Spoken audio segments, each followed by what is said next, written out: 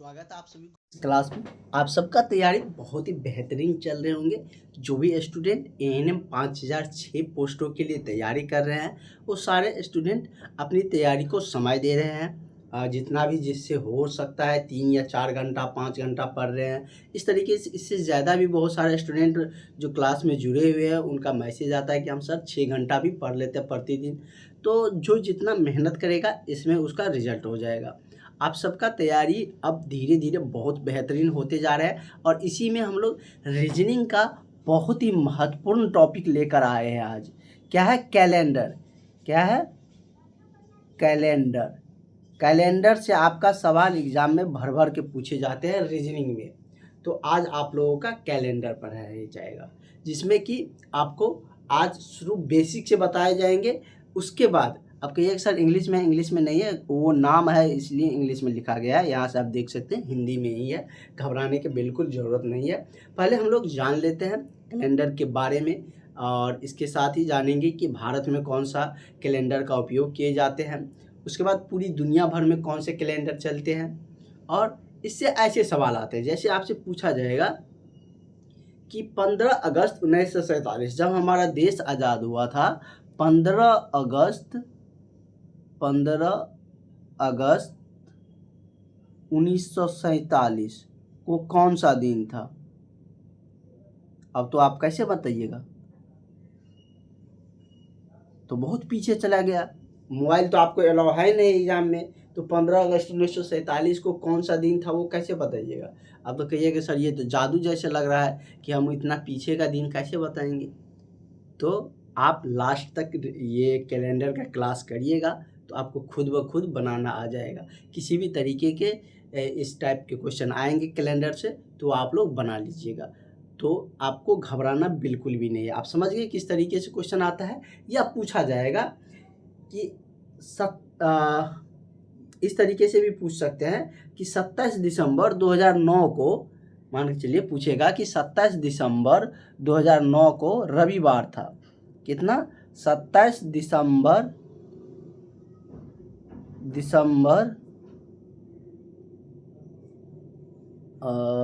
27 दिसंबर 2009 को क्या था? रविवार था।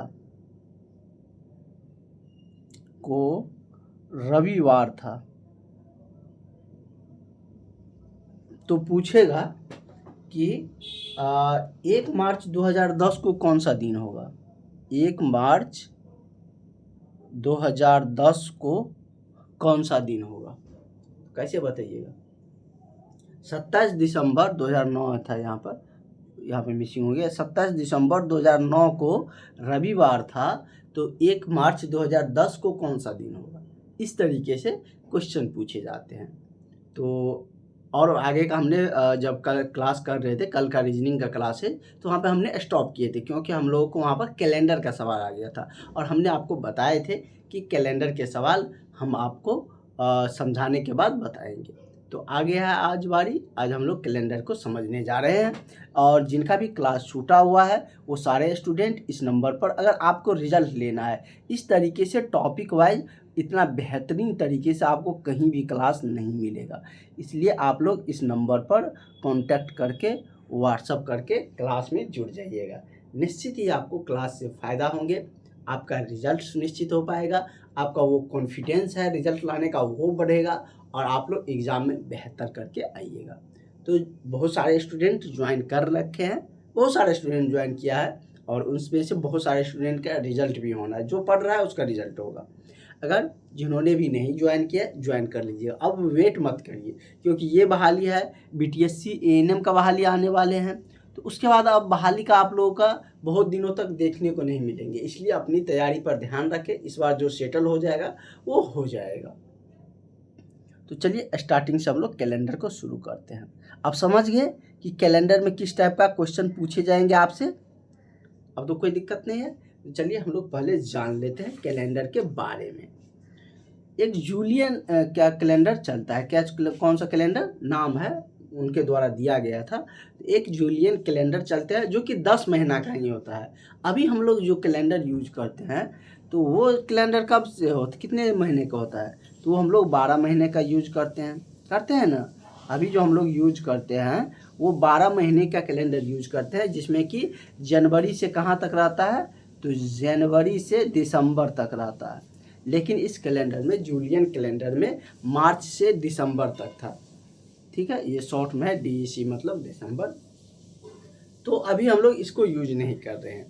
अब बताइएगा कि जो कैलेंडर अभी हम लोग यूज कर रहे हैं उसका नाम क्या है, किनके द्वारा दिया गया था, उसका नाम क्या है, आगे वो पॉइंट है। वैसे चलिए, ये कब दिया गया था, ईस्वी दिया गया, ईस्वी उतना महीने नहीं है, ये सब हम ऐसे ही बता रहे हैं आपको। मेन तो आपसे सवाल पूछा जाएगा, लेकिन आपको पता तो होना चाहिए। 1582 में जॉर्जिया कैलेंडर आया था। कौन सा कैलेंडर, जॉर्जिया कैलेंडर आया था। और जो जॉर्जियन कैलेंडर आए थे वो अभी भी क्या है, चल रहे हैं। और ये कैलेंडर कितना मंथ का है, 12 मंथ का। अभी हम लोग 12 मंथ का कैलेंडर यूज करते हैं ना। आप लोग के पास कैलेंडर होगा घर में, जब भी नए साल आते हैं तो सबसे पहले कैलेंडर खरीद के लाते हैं, या आपके मोबाइल में होंगे तो उसमें भी 12 मंथ वाला ही कैलेंडर होंगे, जहाँ क्या जनवरी, फरवरी, मार्च, अप्रैल, मई, जून, जुलाई, अगस्त, सितंबर, अक्टूबर, नवंबर, दिसंबर। दिसंबर तक है, जनवरी से दिसंबर तक। एक साल में 12 महीना काउंट किए जाते हैं और इस तरीके से इसका कैलेंडर चलते हैं। और आप अपने घर में जो बुजुर्ग हैं, दादी और से सुनते होंगे, तो वो सब इस कैलेंडर को भी नहीं मानते हैं, उस सब का दूसरा कैलेंडर है। सब दूसरे तरीके से महीना काउंट करते हैं ना, उसका स्टार्टिंग मंथ भी दूसरा होता है, जैसे क्या अगहन, माघ, ये सब होता है ना, वो सब आप सुनते होंगे। तो इस तरीके से पहले मतलब कि सब जगह अलग अलग कैलेंडर चलते थे, लेकिन ये जो कैलेंडर है जॉर्जियन कैलेंडर, वो विश्व भर में चलते हैं। वर्तमान में पूरी दुनिया में ये कैलेंडर फॉलो किए जाते हैं। तब में आप देखते होंगे कि अगर 25 दिसंबर को मनाया जाता है क्रिसमस, तो पूरी दुनिया में मनाया जाता है। अगर हम बात करें अपनी त्योहारों का, जैसे कि दुर्गा पूजा और भी जैसे होली हो गया, दीपावली हो गया, ये सब हिंदू का पर्व है, लेकिन पूरे विश्व में तो हिंदू है ही नहीं ज़्यादा, तो इसीलिए। लेकिन उस अनुसार उसी कैलेंडर के डेट पर और भी जगह जहाँ भी मनाए जाते हैं तो उसी डेट पर मनाए जाते हैं। तो ये सब कैलेंडर से पता चलते हैं। ये मतलब कहानी टाइप में बता रहे हैं ताकि आपको याद नहीं करना पड़े। देखिए, वर्तमान में पूरी दुनिया में कैलेंडर का उपयोग किया जाता है, और वो कौन सा कैलेंडर है, तो जॉर्जिया कैलेंडर है। हिंदी में लिखा गया है, ये नाम था, तो अब तो कन्फ्यूजन नहीं रहेगा। वर्तमान में जो पूरी दुनिया में जो कैलेंडर उपयोग में लाया जाता है वो कौन सा कैलेंडर है, तो जॉर्जिया कैलेंडर। आज का क्लास जो करेगा उसी को कैलेंडर का सवाल बनेगा। ऐसा नहीं है कि डायरेक्ट क्वेश्चन वाले क्लास में आएंगे तो उसको क्वेश्चन बनने लगेगा। उसका पहले जो उसका थ्योरी होता है वो समझ में आने पर ही आपको क्वेश्चन बनेंगे। तो वर्तमान में पूरी दुनिया में कैलेंडर का जो उपयोग किया जाता है वो कौन सा कैलेंडर है, तो जॉर्जिया कैलेंडर है। अब भारत सरकार कौन सा कैलेंडर यूज करते हैं उसके बारे में भी जान लेते हैं। भारत सरकार अपने आधिकारिक उद्देश्य के लिए का जो उपयोग करते हैं जिस कैलेंडर का, उस कैलेंडर का नाम क्या है, शक संवत। क्या है, शक संवत, जो कि भारत सरकार अपने मतलब कि आधिकारिक उपयोग के लिए यूज करते हैं, जो कि 1 अप्रैल से 31 मार्च तक चलते हैं। ठीक है, ये समझ गया आपको। भारत सरकार के कौन से कैलेंडर का मतलब अपने आधिकारिक उद्देश्यों के लिए उपयोग करते हैं, तो शक संवत कैलेंडर का उपयोग किए जाते हैं। और इस कैलेंडर को कौन नहीं फॉलो करता है, तो शक संवत कैलेंडर को पालन सिर्फ RBI नहीं करता, बाकी सभी आधिकारिक उपयोग में उसका लिया जाता है शक संवत कैलेंडर को। RBI जानते हैं ना, हमारा बैंक है, रिजर्व बैंक ऑफ इंडिया। अब आपको अभी तक तो ये पता था कि क्या, आपको ये पता था ना कि अभी कि मतलब कि एक वर्ष में हम लोग 365 दिन पढ़ते थे। आज आपको सारा कन्फ्यूजन दूर हो जाएगा। 365 भी होता है और क्या उससे ज़्यादा भी होता है, लीप ईयर में ज़्यादा होता है ना, एक दिन ज़्यादा होते हैं, उसके बारे में भी जानेंगे। यह वही यहाँ पर दिया गया है। एक वर्ष का वास्तविक अवधि कितना होता है, 365 दिन, 5 आवर, 48 मिनट और 46 सेकेंड। यहाँ से क्वेश्चन बनते हैं। अगर आपको दिया रहेगा इसी तरीके से 4-5 ऑप्शन दे दिया रहेगा तो आपको कन्फ्यूजन नहीं होना है। एक वर्ष में जो वास्तविक अवधि होती है, वैसे हम लोग इसलिए लेकिन इसी को काउंट कर लेते हैं। कितना? हम लोग एक वर्ष में 365 दिन मान लेते हैं, लेकिन इतना होता है 365 दिन 5 आवर 48 मिनट और 46 सेकेंड होते हैं। चलिए क्वेश्चन आपका ये रहा, कह रहा है कि एक दिन में वास्तविक अवधि कितना होता है, समय अवधि, वास्तविक समय अवधि कितना होता है। तो आप लोग जानते हैं कि 24 आवर होता है, जानते हैं ना, दिन और रात मिलाकर वास्तविक जो समय अवधि है वो 24 आवर होता है। लेकिन एग्जैक्टली 24 नहीं होता है, वो कितना होता है, तो वो होता है आपका 23 आवर 56 मिनट और 4 सेकेंड। अगर हम बात करें तो वो मतलब कि सेकेंड मिनट में 4 मिनट कम होते हैं 24 आवर के लिए, लेकिन हम लोग काउंट कितना करते हैं, 24 आवर लेकर चलते हैं। ठीक है, ये तो समझ गए। मेन यहाँ से आता है, ये आपको समझने वाला है। हर एक क्वेश्चन में इसका उपयोग आएगा। विषम दिन का, अतिरिक्त दिन कह लीजिए या विषम दिन, जिसको इंग्लिश में समझ में आता है वो इंग्लिश में समझिए। ओड डे या एक्स्ट्रा डे, जो ये एक्स्ट्रा डे होता है ना, मतलब जितना दिन है उससे एक्स्ट्रा हो गया तो उसको एक्स्ट्रा डे कहते हैं। तो एक्स्ट्रा डे का मतलब यहाँ पर क्या है, उसके बारे में भी हम लोग जानेंगे। ए नंबर ऑफ डे, क्या है, number of day more than complete week is called odd day. English में, अब हिंदी में जान लेते हैं। मतलब कि जो कंप्लीट वीक होता है, सप्ताह होता है, उससे जो अधिक दिन होते हैं उसी को हम लोग ऑड डे के नाम से जानते हैं, जिसको विषम या अतिरिक्त दिन भी कहते हैं। तो सप्ताह में कितने दिन होते हैं ये आपको पता है। किसी को कोई दिक्कत है क्या? तो यहाँ से हम लोग अतिरिक्त दिन के बारे में जानते हैं, विषम दिन या अतिरिक्त। यहाँ से आपको समझना, आज सिर्फ आपको समझना है, ना कोई कमेंट, ना अभी कमेंट करने की जरूरत नहीं। कोई दिक्कत आएंगे तो वो चीज़ बताइएगा कि हमको ये दिक्कत आए हैं, थोड़ा आज समझा रहे हैं। क्वेश्चन करेंगे तो वहाँ पर और भी सारी चीज़ों को समझेंगे। विषम दिन आपको जानना बहुत जरूरी है, यहीं से हमारा क्वेश्चन बनेगा। तो चलिए जानते हैं डिटेल्स में क्या होता है। विषम दिन, उसी को अतिरिक्त दिन भी कहे जाते हैं। एक सप्ताह, एक पूरे सप्ताह से अधिक दिनों की संख्या हो जाएगा। यहाँ पर थोड़ा सा अधिक दिनों की, हम जब आपको PDF प्रोवाइड करेंगे उसमें सही रहेगा, उसमें कोई दिक्कत नहीं है। तो अधिक दिनों की संख्या को क्या कहा जाता है, विषम दिन कहते हैं। मतलब कि एक सप्ताह पूरा होने के बाद जो शेष दिन बच जाता है वो विषम दिन हो जाता है, विषम या अतिरिक्त दिन कह लीजिए।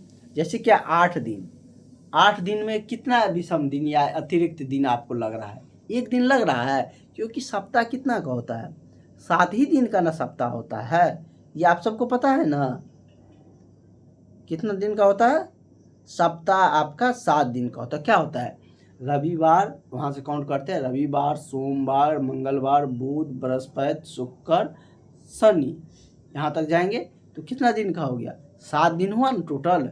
तो एक सप्ताह में 7 दिन होते हैं, लेकिन यहाँ पर 8 दिन दे दिया है। तो 8 दिन में एक अतिरिक्त दिन आपको लग रहा है, 7 दिन पे तो पूर जाएगा। अतिरिक्त दिन का मतलब है कि उतना दिन पूर जाएगा। अगर एक अतिरिक्त दिन आया फिर वही दिन रिपीट हो जाएगा। मान के चलिए 8 दिन है, तो हमने रविवार से काउंट किया, रविवार से गए, इसका कहने का सेंस क्या है, जैसे कि रविवार से गए तो उसके बाद क्या आया, सोम आया, मंगल आया,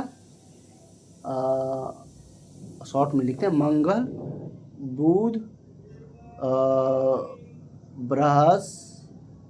बृहस्पति, जिसको गुरुवार भी कहते हैं, शुक्रवार, शनिवार। देखिए 1 2 3 4 5 6 7 दिन में तो पूरा गया एक सप्ताह। एक अतिरिक्त दिन आया था, फिर रविवार आ जाएगा ना, मतलब कि इस तरीके से साइकिल चलता है। इसीलिए हम लोग अतिरिक्त दिन की संख्या निकालते हैं।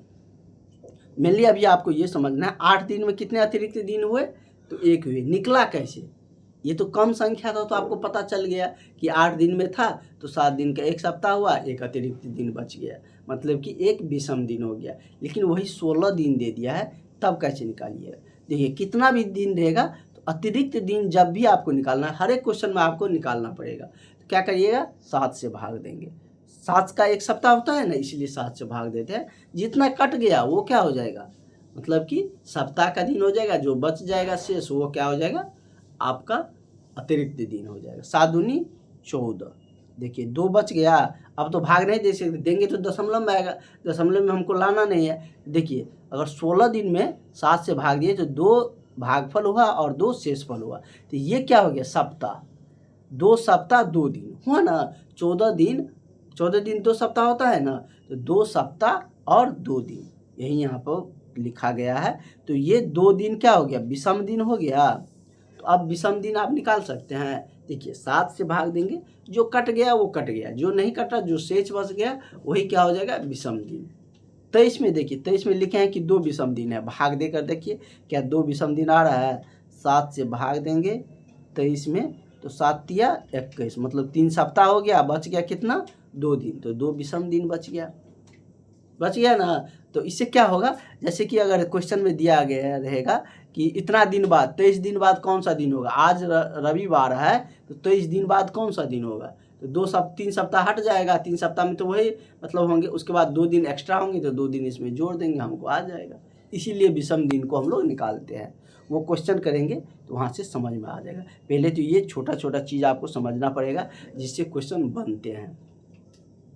क्या, अब ये बताइए, अब आप लोग कमेंट करके बताइए 35 दिन का ये सही लिखा है या गलत लिखा है, मतलब कि 0 और दिन दिया है। 35 दिन में अगर 0 और दिन दिया है तो 37 दिन में अतिरिक्त दिन या विषम दिन के, हम और बोल देंगे तो कंफ्यूज मत करिएगा, विषम दिन की संख्या निकाले तो कैसे निकलेगा, हमने आपको तरीका बता दिया। अब यहाँ पर देखिए दिया है 35 दिन में इसको एक भी और दिन नहीं बचा, मतलब विषम दिन नहीं बचा है, इसका मतलब 7 से वो पूरा कट गया होगा। देखिए 7 से भाग देकर देखिए 35 में, 7 पंचे 35, भाग तो आता है ना, देखिए कुछ नहीं बचा, शेषफल नहीं ना बचा। अगर शेषफल नहीं बचा तो 0 विषम दिन हो गया। और ये कितना, 5 सप्ताह हुए, मतलब कि 35 दिन है तो उसमें 0 और दिन बन गया, मतलब कि विषम दिन। जो भी 7 से पूर्णतः कट जाएगा उसमें विषम दिन बचेगा ही नहीं। विषम दिन कैसे निकालना है वो हमने आपको बता दिए।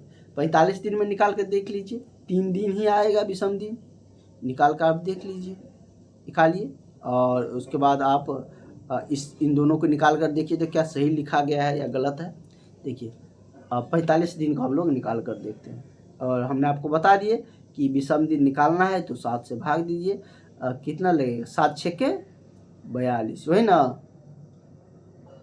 7 छके 42, 45 में से 42 गया, 3 दिन, 3 क्या विषम दिन बच गया, तो वही लिखा गया है कि 3 विषम दिन 45 दिन में होते हैं। क्या कोई कन्फ्यूजन है, बन रहा है ना। 56 में आप करके बताइए, क्या 0 और दिन आता है, ये तो कट जाता है, 7 8 56, पूरा कट गया तो वो मतलब कि कोई भी विषम दिन नहीं बचेगा। अब देखिए 77, विषम दिन आज निकालना सीखना, आज क्वेश्चन नहीं करना है, इसी से क्वेश्चन बनेगा। इस जिसको ये निकालना नहीं आएगा विषम दिन, उससे क्वेश्चन नहीं बनेगा। अगर मान के चलिए अभी हम इतना अंक का दे रहे हैं, अगर ये दे दी है इतना दिन है, इसमें हम आपको विषम दिन निकालने बोलेंगे तो क्या निकाल पाइएगा। देखिए 7 से भाग दीजिए, 7 तिया 21, 1 बच गया, फिर 1 यहाँ उतरेगा, 7 दूनी 14, 2 तो लगेगा नहीं, 7 1 7, कितना बच गया, 11 में से 7 गया तो 7 4 11 ना, 4 दिन बच गया, मतलब 4 विषम दिन बच रहा है। देखिए कितना भी बड़ा रहेगा विषम दिन आप निकाल सकते हैं। अब विषम दिन निकालने में किसी को दिक्कत नहीं हो रहा है, लास्ट वाला भी समझा ही देते हैं। जैसे 77 है, उसमें 7 से भाग दीजिए, देखिए 0 आ रहा है आपका, 7 1 7 कट गया, फिर 7 आएगा, 7 1 7, 11 सप्ताह हुआ, और शेष तो 0 बच गया, शेष 0 बच गया, मतलब विषम दिन 0 है, वही यहाँ पर लिखा गया है। क्या यही यहाँ पर लिखा गया है ना कि कितने, मतलब कि विषम दिन है, उसके बारे में यहाँ पर आपको दिया गया है, कैलेंडर के बारे में कि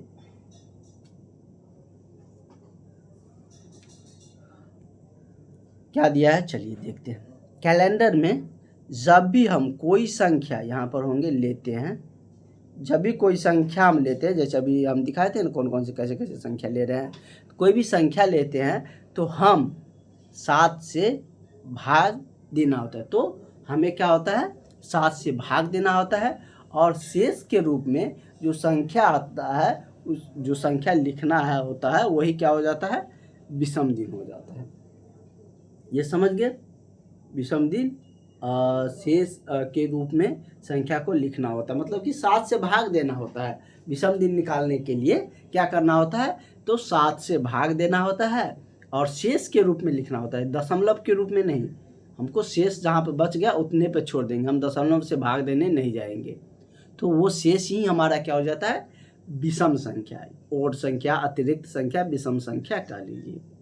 ठीक है, देखिए अब आपको दिमाग में आ रहा है कि सबसे ज़्यादा विषम संख्या कितना हो सकता है। तो यहाँ पर लिखा गया है कैन बी द मैक्सिमम, मतलब 6 can be the maximum odd day, मतलब 6 से अधिक विषम संख्या नहीं हो, विषम दिन नहीं हो सकता है, नहीं ना होगा। 6 से अधिक अगर ले जाइएगा 7 पे तो ये तो 7 से कट जाएगा, 7 से कट जाएगा तो विषम बचेगा नहीं, बचेगा तब तो 0 बच जाएगा विषम दिन। तो सबसे अधिक विषम दिन कितना हो सकता है, 6 ही हो सकता है। उससे आगे ज्यों ही जाएंगे 7 पे जाएंगे तो कितना हो जाएगा, 0 हो जाएगा। अगर 8 ले जाइएगा तो 7 से भाग दीजिए तब तो 1 ही बच जाएगा, 7 एकन 7, 1 विषम हो जाएगा।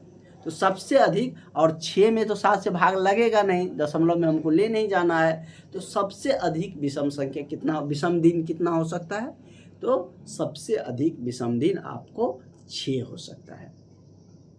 ठीक है, वही यहाँ पर दिया है किस तरीके से निकालना है।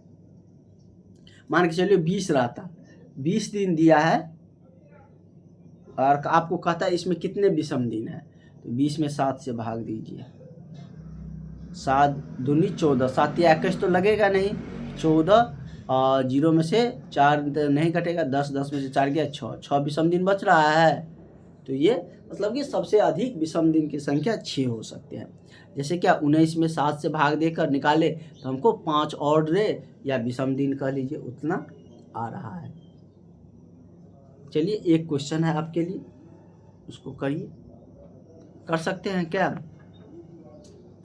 तो इस तरीके से आपको कैलेंडर का सवाल आते हैं, इस टाइप से पूछे जाते हैं, इसी पे क्वेश्चन आपको आएंगे, ऐसे ही क्वेश्चन पूछे जाते हैं।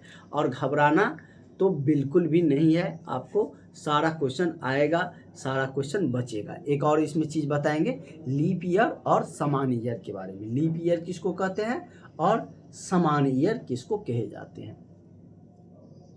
पहले इस क्वेश्चन को करिए आप लोग। क्या है ये क्वेश्चन है, क्वेश्चन क्या कह रहा है कि सितंबर के महीना में कितने विषम दिन होते हैं। अब महीना आपको कैसे निकालना होगा, महीना निकालना होता है क्या, आप मुट्ठी मुनिए जो कर रहे हैं। और ऊपर में देखिए यहाँ पर आपको ऐसे मुट्ठी मुनने पर ऐसे ऐसे आता है ना, अंगूठा को छोड़ के आप क्या करिए, मुट्ठी मुनिए। देखिए ऐसे, मतलब कि जैसे बॉक्सिंग टाइप का बनाइएगा तो ऐसे आता है ना ऊपर में, तो उस पर देखिए ये जो उठा हुआ भाग आप अपना मुट्ठी मुनिए, उठा हुआ भाग का जो है वो 31 का लगता है, और नीचे धंसा हुआ है आप मुट्ठी मुनिएगा तो उसमें एक उठा हुआ निकलेगा, जहाँ पर उंगली का हड्डी है उसके नीचे एक धंसा हुआ है। जैसे ये इस तरीके से यहाँ पर उठा हुआ रहेगा, यहाँ पर धंसा हुआ है ना, ये उठा हुआ 31 का महीना लगेगा, धंसा हुआ 30 का महीना लगेगा। देखिए फर्स्ट से उंगली या इधर से भी जा सकते हैं, वहाँ से काउंट करेंगे तो 31, 30, 31, 30, 31 इस तरीके से महीना लगता है। मतलब जनवरी 31 का लगता है, फरवरी, मार्च, अप्रैल, मई, जून, जुलाई, अगस्त, सितंबर, उंगली पर काउंट करिए, सितंबर आपको पता चल जाएगा कि 30 को महीना लग रहा है। ठीक है, तो इस तरीके से आपको, ऐसे हम आपको दिखा देंगे एक बार काउंट करने का नेक्स्ट क्लास में, कि किस तरीके से उस पर फिगर से हम लोग काउंट करते हैं। ऐसे करने के लिए बोल रहे थे, इससे आपको क्लियर हो जाएगा कि कौन सा महीना कितना का लगता है, कौन 31 का लगता है, कौन 30 का लगता है, ये आपको कन्फ्यूजन रहता होगा। तो चलिए आज से ये क्लियर हो जाएगा। ऐसे जब भी आपको ये काउंटर करना रहेगा ना, इस तरीके से अपने मुट्ठी को बंद करिएगा, और यहाँ पर ये है ना, ये उठा हुआ भाग है, ये धंसा हुआ है, फिर ये उठा हुआ है, ये धंसा हुआ है, ये उठा हुआ है ना। जो ऊपर उठा हुआ भाग है वो 31 का लगेगा हमेशा। और ये तो यहाँ से हम लोग जनवरी काउंट करते हैं, क्या करते हैं, जनवरी को काउंट करते हैं। तो जनवरी के बाद जस्ट क्या होता है, धंसा हुआ जो है ये वाला, तो ये क्या आ जाएगा, फरवरी आ जाएगा। अपने अंगूठ मतलब कि अपने फिंगर जो मुट्ठी है उसको बंद करिए और काउंट करिए। सबसे लास्ट में हम लोग काउंट करेंगे जनवरी से, जो कि 31 का लगेगा, जो कि उठा हुआ भाग है। धंसा हुआ भाग 30 को लगेगा। एक ही ऐसा महीना है जो कि 28-29 को लगता है, वो कौन है, फरवरी। उसके बाद फिर ये उठा हुआ भाग आ गया, तो ये क्या हो जाएगा, 31 का। फिर धंसा हुआ भाग 30 का, फिर ये उठा हुआ भाग 31 का, फिर उसके बाद धंसा हुआ भाग 30 का, फिर उठा हुआ भाग 31 का। इस तरीके से हमको काउंट करना है। तो चलिए काउंट करते हैं, क्या हो जाएगा। तो देखिए यहाँ पर क्या है, जनवरी 31, फरवरी 30 या कितना 29, फरवरी के बाद क्या मार्च, ऐसे उंगली निकाल लेंगे, इस पर हम काउंट कर दिए जाएंगे। जनवरी, फरवरी, मार्च, अप्रैल, मई, जून, जुलाई, फिर शुरू करेंगे। अगस्त, सितंबर, सितंबर नीचे वाला पे जाके ख़त्म हुआ है, मतलब 30 पे जाके ख़त्म हो रहा है। जो भी महीना रहेगा वैसे काउंट कर सकते हैं। देखिए जनवरी 31, फरवरी 30 या 29, 28 या 29, उसके बाद मार्च 31, नीचे जाएंगे तो मार्च के बाद क्या अप्रैल 30, अप्रैल मई 31, ये नहीं भी लिखा रहेगा आप निकाल सकते हैं। उसके बाद नीचे फिर जाएंगे तो अप्रैल के बाद मई के बाद क्या होता है जून, जून नीचे गया तो 30 का हो जाएगा।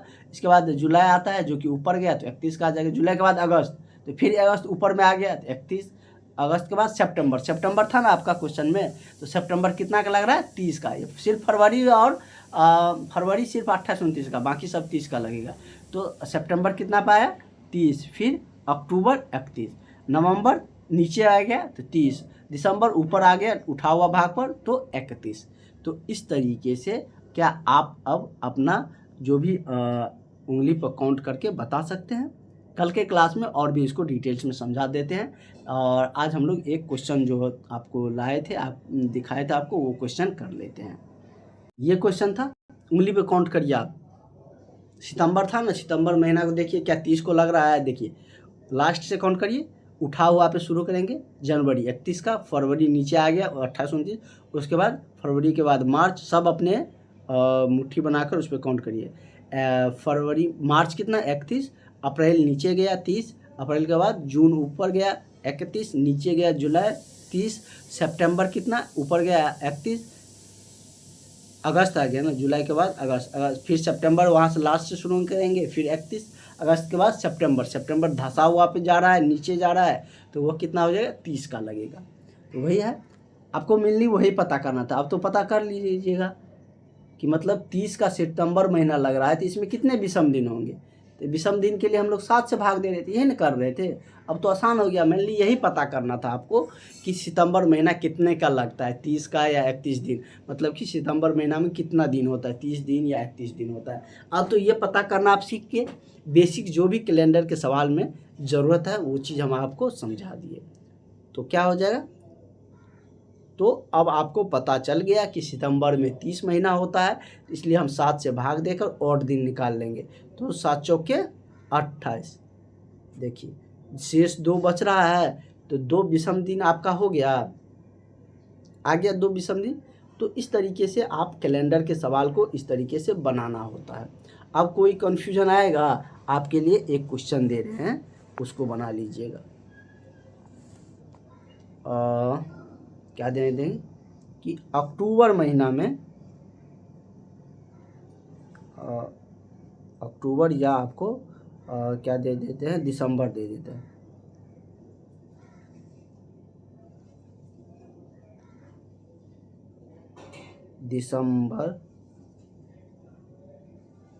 दिसंबर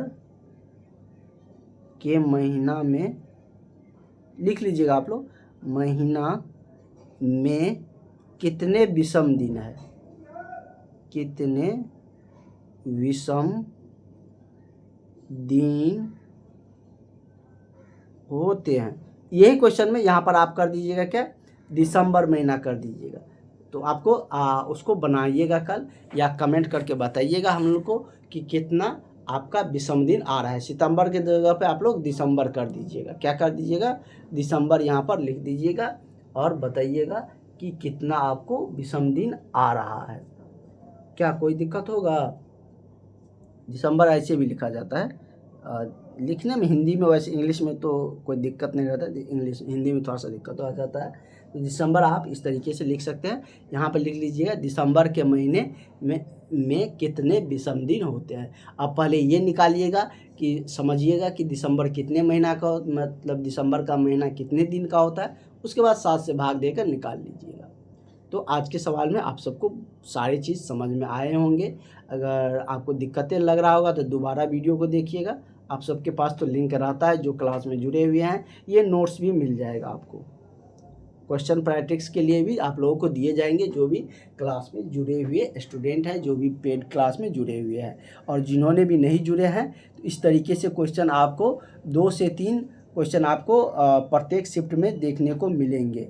तो इतना प्रश्न तो आप छोड़ नहीं सकते हैं, इससे तो सिलेक्शन के वाले प्रश्न है। थोड़ा सा कठिन अगर लग भी रहा है तो धीरे धीरे क्वेश्चन करने पर आसान हो जाएगा। शुरू में कोई भी चीज़ पढ़िएगा तो वो कठिन लगेगा ही, धीरे धीरे ना आसान होता है। इस नंबर पर आप लोग जिन्होंने क्लास नहीं ज्वाइन की है कांटेक्ट करके कॉल करके ज्वाइन कर लीजिएगा। आगे और भी जो क्लासेज है, जो भी इन्फॉर्मेशन है, वो आपको जानकारियाँ क्लासेज आपको मिलते रहेंगे। Thank you.